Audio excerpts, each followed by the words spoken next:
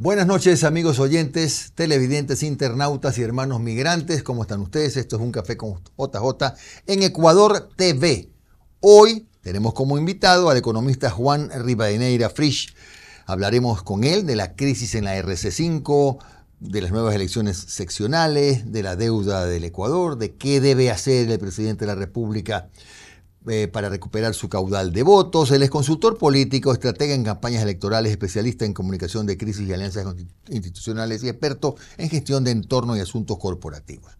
Juan, muchas gracias por venir. Jimmy, encantado. Gracias por esta invitación. Un gusto estar aquí presencialmente. Sobre todo que hayas venido de Quito, Juan. Muy amable. Encantado.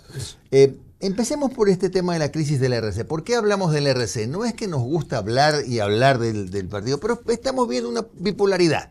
La RC y ADN, que del camino en el medio, veremos qué pasa cuando sigamos conversando.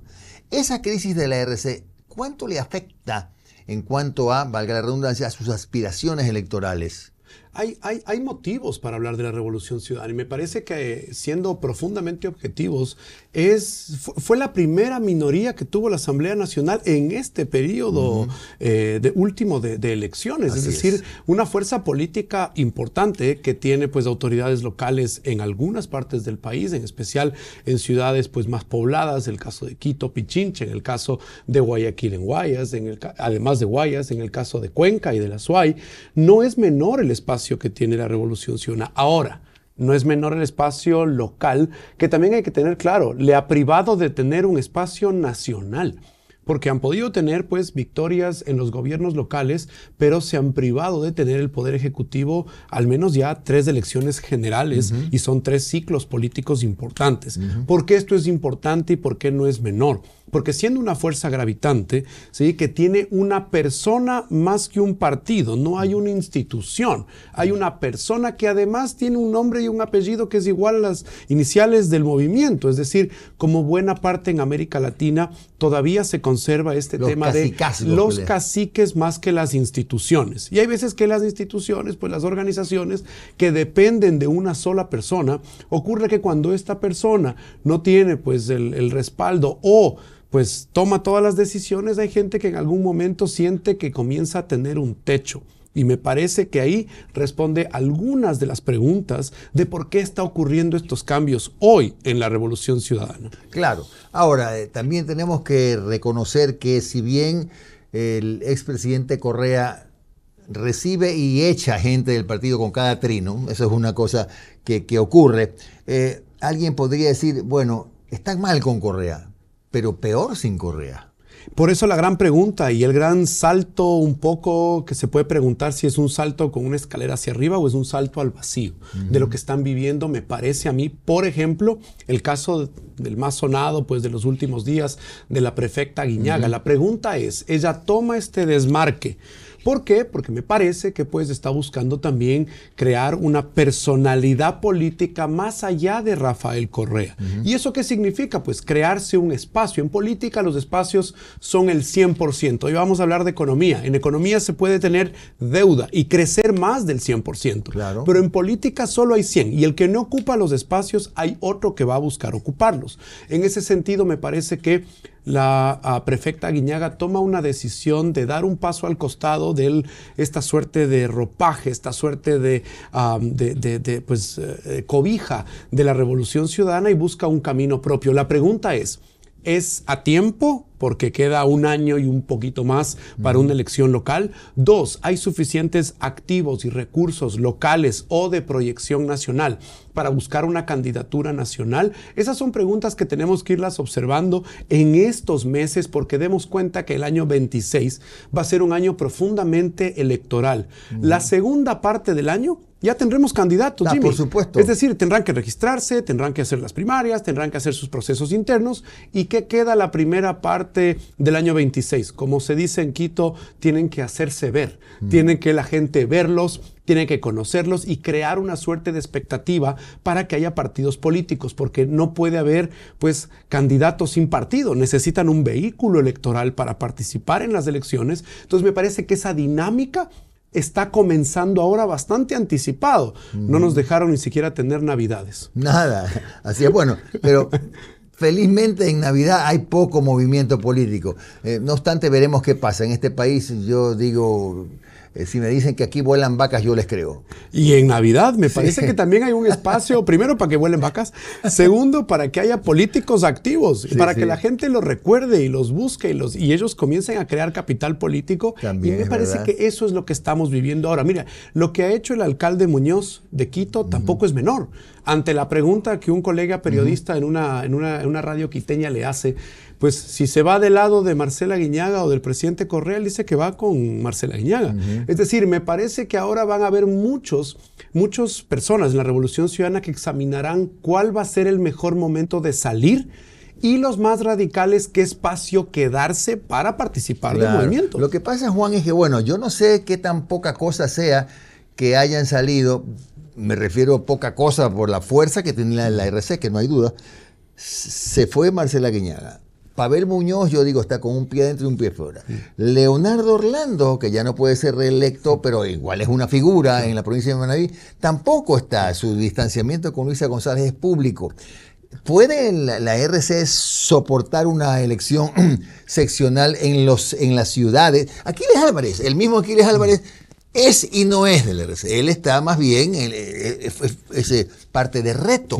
No se sabe tampoco a ciencia cierta. Es más, ya anunciaron hasta un par de nombres, Blanca López y me parece que Patiño, para alcaldía y prefectura por el lado de la RC. ¿Puede soportar la RC esa salida que, caramba, pesa, ¿no?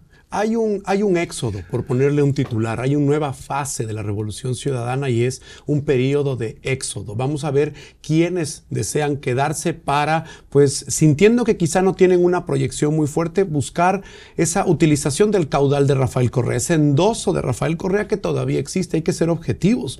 Todavía ese caudal termina endosando. Y en los casos de las elecciones locales, no nos olvidemos, Jimmy, que es importante dar cuenta que como es una elección de una sola vuelta, no hay dos vueltas. Si hemos visto en Quito, por ejemplo, alcaldes que con el 23, 24% ganan la alcaldía de Quito. Entonces, en ese sentido, Muñoz ganó con ese porcentaje. Absolutamente. Entonces, no es que es necesario mucho más. Ahora la pregunta es, ¿cómo queda la Revolución Ciudadana? Recordemos que las mismas autoridades locales que acabamos de mencionar, y una carta que trascendió con o sin intención, aunque dicen que en política no hay coincidencias, lo cierto es que aparecieron nombres de las autoridades locales que observaban también la representación de la señora González. Es decir, ¿quién va a quedar para representar a Rafael Correa en Ecuador? Porque básicamente eso es lo que le va a tocar a cualquiera. Y los momentos de las definiciones tendrán que llegar.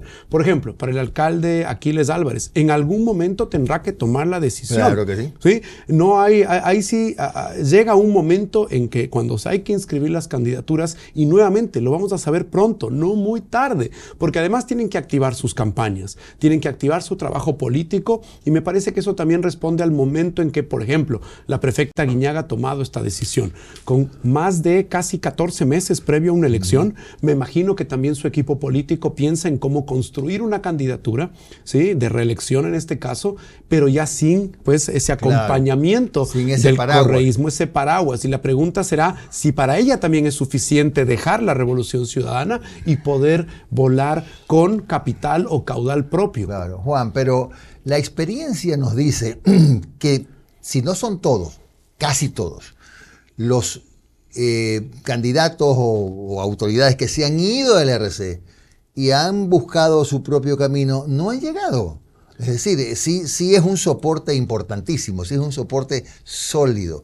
No sé qué puede ser diferente a estas autoridades que mencionamos. Me parece, coincidiendo con la primera parte, me parece que lo que podría ser la diferencia es que ahora son autoridades que han tomado casi que 14 meses antes de una elección una decisión, casi que de separarse y tomar camino propio. También hemos visto cómo desde la autoridad, desde el ejercicio de funciones, se ha de alguna u otra forma catapultado determinadas candidaturas. ¿Cuánto de su gestión le va a permitir a la prefecta Aguiñaga, al alcalde Muñoz, para que de su gestión puedan anclarse y pues darle tracción a una candidatura? Me parece que en este caso el tiempo es uno, y dos, quizá la gestión y el impacto que puedan tener respecto de la misma para contarle a la gente lo que han hecho, lo que falta hacer, porque una campaña de reelección, Jimmy, siempre está enfocada en quiero quedarme en un pospuesto un periodo adicional porque me faltan hacer algunas cosas. Claro. Y ahí es una forma de vender continuidad y no cambio, que será pues en este caso para Quito y para Guayas, muy probablemente la forma en que la prefecta Guiñaga y el alcalde Muñoz pues presenten sus candidaturas. Esta tarea que todavía tenemos que terminar, no produzcamos cambios, y veremos también si en el camino no hay sorpresas, porque pues pueden terminar en cualquier vehículo si no es la Revolución Ciudadana. Eso no me cabe ninguna duda.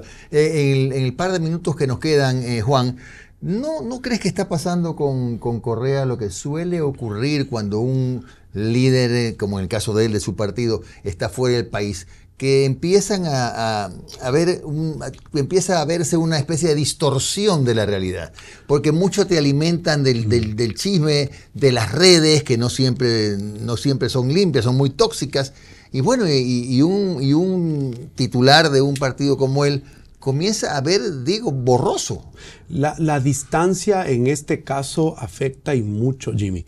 Es decir, la presencialidad, más allá de que ahora buena parte de nuestras vidas ha pasado al campo de lo digital, la presencialidad, el hecho de que el líder esté en un país sí marca la diferencia. En especial, pues un líder que estuvo 10 años en el poder y que tenía una suerte, recordemos que todas las semanas hacía estas alocuciones los días sábados, recorría el país. Entonces, esa cercanía creo que produce para el lado de la demanda, que son los electores, ausencia, y quizá para el lado de la oferta, que es el candidato, ansiedad, porque seguramente le faltará tener ese contacto, y hay un tema de distorsión de la visión sin lugar a dudas, que ha llevado a, vamos a decirlo de una forma bastante más elegante, pero a tener desaciertos muy graves. Haberle contado a la población que la tinta se transfería.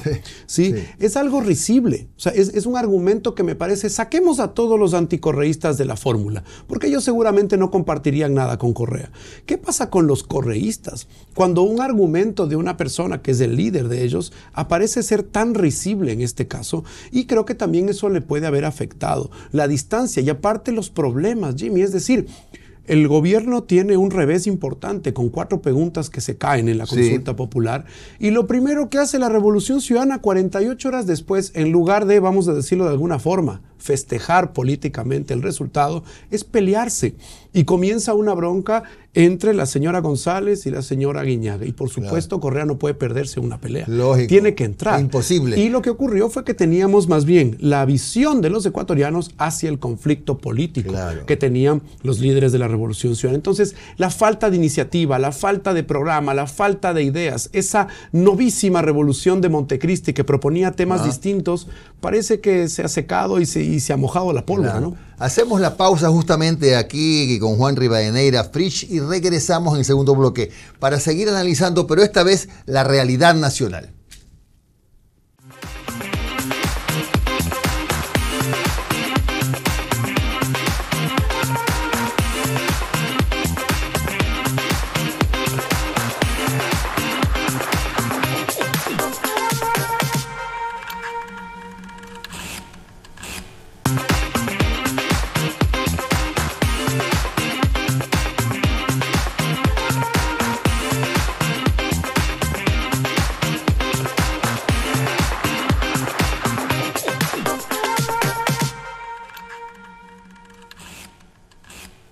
Regresamos en Ecuador TV con el economista Juan Rivadeneira Frisch, es consultor político, estratega en campañas electorales, especialista en comunicación de crisis y alianzas institucionales y experto en gestión de entorno y asuntos corporativos.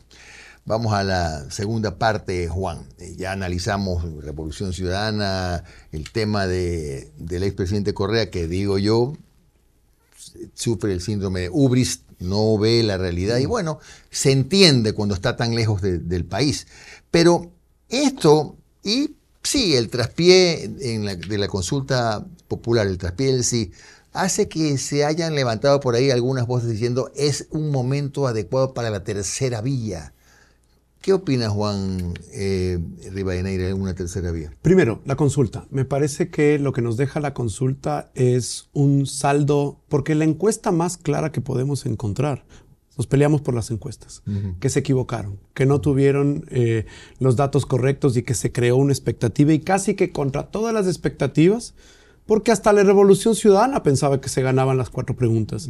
Por eso que tenían ya candidatos. La señora González anunciaba su posibilidad de ser parte de la constituyente.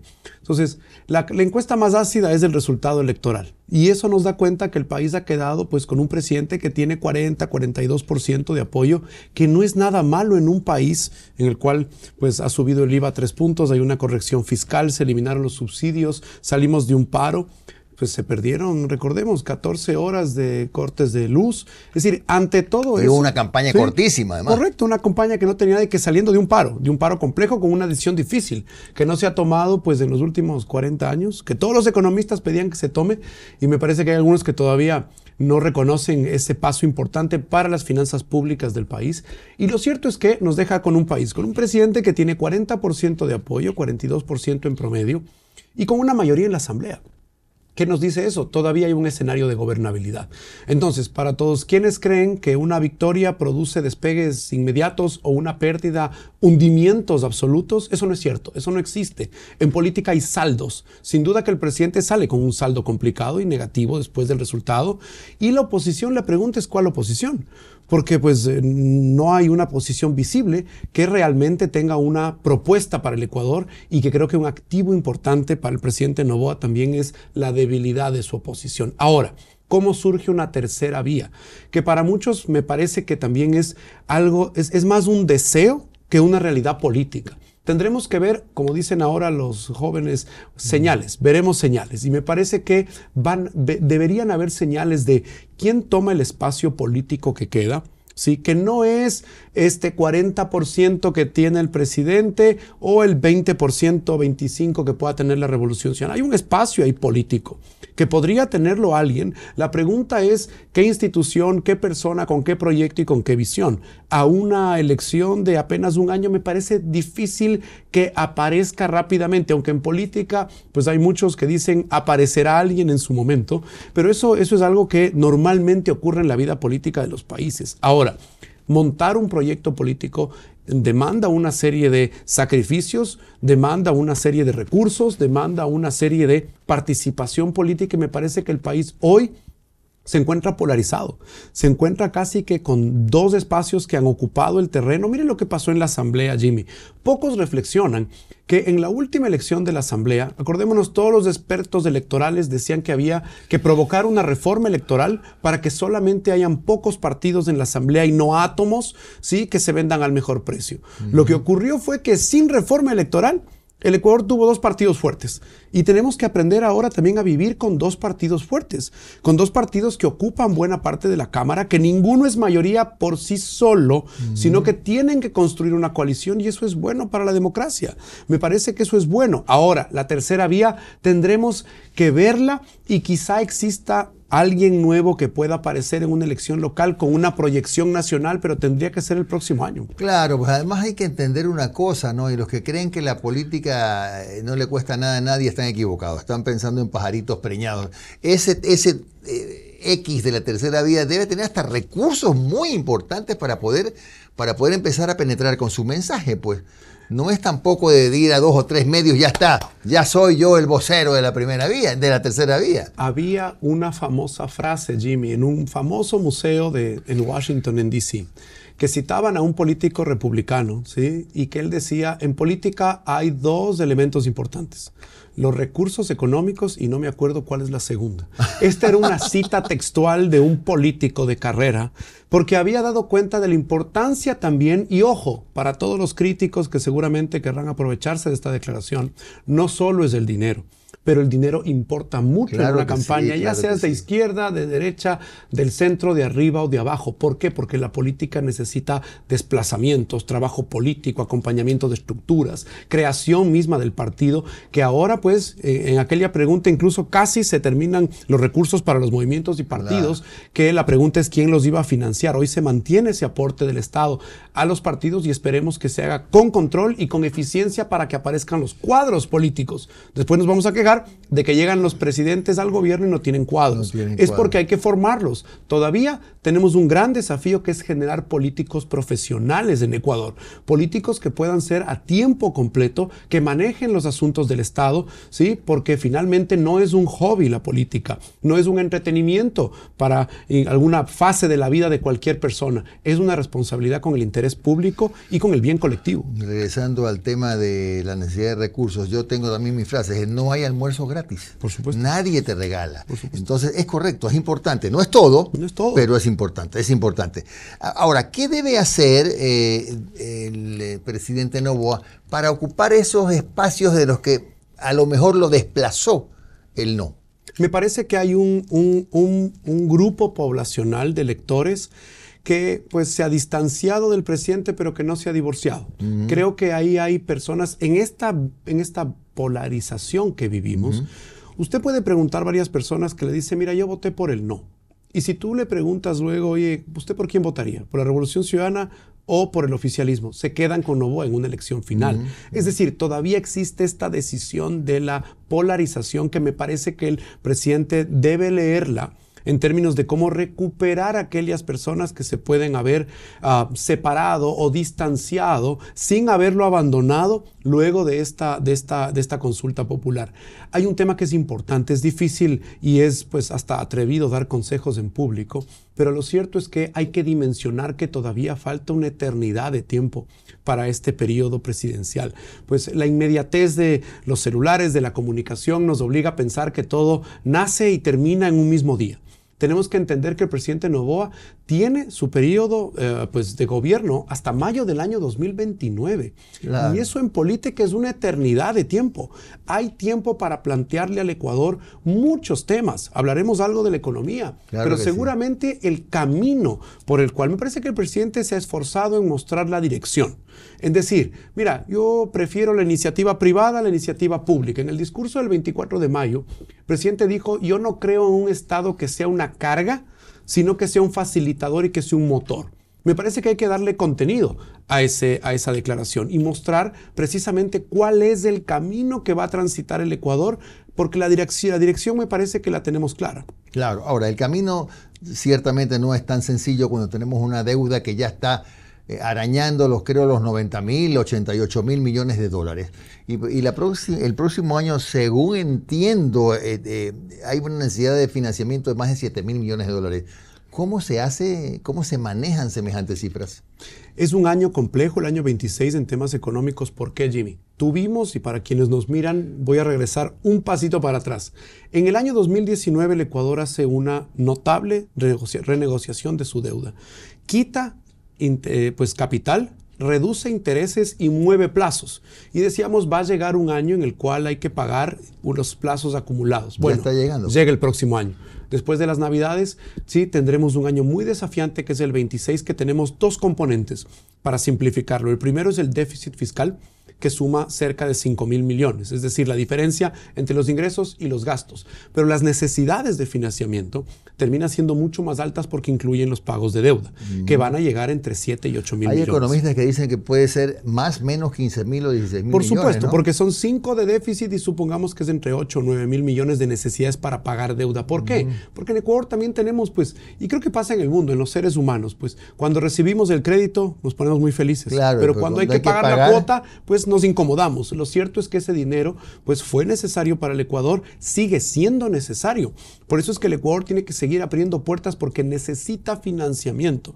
Si el Ecuador logra financiarse el próximo año, va a tener algo de tranquilidad fiscal. ¿Y cómo hacemos si no se puede tocar nada? No se puede tocar la riqueza petrolera, porque hay 99 derechos en la Constitución, aunque sí se puede por la vía de los contratos de delegación. Pero supongamos que es eso. En minería tampoco se puede tocar nada. Y ahí está, pues el dinero está en minería. Tenemos 25 años de prosperidad que están debajo de la tierra. Y lo mismo con el petróleo. Hay que sostener lo que en el Ecuador hoy sostiene la economía ecuatoriana, que no es la actividad pública, es la actividad privada, Jimmy. Es decir, las exportaciones, que es ese gran pilar que tiene el Ecuador, son precisamente de productos que el sector privado ha desafiado al mundo para traer divisas. No tenemos moneda local, no podemos imprimir moneda, no podemos devaluar, no podemos tomar acciones de tipo de cambio, hay que traer divisas. Por un lado, exportaciones, y hemos visto el fenómeno del camarón en el mundo, que el Ecuador, siendo un país pequeño, le ha desafiado al mundo en materia de camarón. Hemos visto lo que ocurre con cacao, lo que ocurre con flores, lo que ocurre pues con pesca blanca y banano, claro, aquellos 5 grandes productos, ¿sí? Y hay gente pues que acusa también a un tema de precio, pero también hay un tema de volumen. Hay un sector privado hoy que, pues, desafiando el mundo y la calidad, ha trazado fronteras y ha rebasado el país para poder exportar y traer una cantidad importante de divisas, ¿sí? El Ecuador tiene, enhorabuena, una cantidad de remesas que va a ser récord otra vez. Contra todos los economistas que decían que se iban a derrumbar, este año va a haber un nuevo récord de remesas de los ecuatorianos que traen al Ecuador, que sin duda podemos hacer un capítulo aparte para hablar de la situación humana que significa la migración, pero en términos económicos hacemos una pausa y nos damos cuenta de la importante cantidad de dinero que llega al país y que permite que una persona sin empleo o subempleada o en la informalidad pueda tener un consumo casi de necesidades básicas, y eso no es menor. Claro. Tenemos una inflación controlada. Sin duda hay un problema de deuda. Enhorabuena, hay un sistema bancario privado estable. Imagínese usted, Jimmy, todo este tema político y a veces las crisis en las que entramos, si no hubiese un sistema bancario privado sólido, líquido y solvente. Felizmente. Es decir, no nos estamos fijando también en los problemas que no tenemos en el Ecuador. Y por suerte el dólar. Nadie quiere soltar el dólar de la mano. No, de ninguna manera. Y eso, enhorabuena, se mantiene. Bien, bueno, sin embargo será para otro programa. No alcanza, hace falta de todas maneras ver qué se hace en estos temas de la riqueza que está bajo la tierra, pero será motivo seguramente de otro programa en Un Café con JJ. Gracias a Juan Rivadeneira Frich por su comparecencia aquí en Ecuador TV. Gracias de nuevo, Juan. Nos vemos mañana.